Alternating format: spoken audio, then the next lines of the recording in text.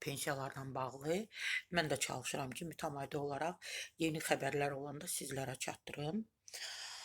Pensiyalarla bağlı xəbərlər bilirəm ki, insanlar üçün daha çox maraqlıdır. Çünki bu pensiya yaşına çatmış və çatan insanlar üçün maraqlıdır ki, gələcəkdə onları sevindirəcək nələr gözləyir, hansı xəbərlər, hansı pullar, hansı artımlar gözləyir.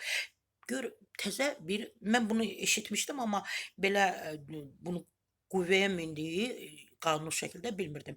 Demək, pensiya yaşına çatmış ər-arvad öz pensiyasından imtina edərək həyat yoldaşının pensiyasını ala bilər. Və yaxud ər-arvad orqanizm funksiyalarının 61-80% və ya 81-100% pozulmasına görə əlilliyi müəyyən edilmiş şəxsdirsə, pensiya yaşına çatmasını gözləmədən də öz pensiyasından imtina edərək mərhum həyat yoldaşının pensiyasının alınmasına keçid edə bilər. Bax, bunlar da maraqlıdır, düzdür? Mən inanıram ki, ailələrdə belə var, yaşayır. Belə insanlar yaşayır ki, əlilliyi var, ancaq əlilliyini ala bilir də. Həyat yoldaşı dünyasını dəyişib, yüksək pensiyası olub, onu ala bilmir. İndi təbii ki, yəni ola bilsin yaş da buna imkan vermirdi də, onu da qeyd edim. Bəli, burada bəzi yenə də açıqlamalar var.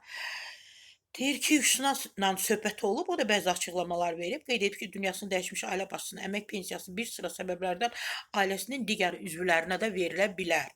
Vəfat etmiş və ya həlak olmuş ailə başçısının aşağıdakı ailə üzvlərinin ailə başçısını itirməyə görə əmək pensiyası hüququ var.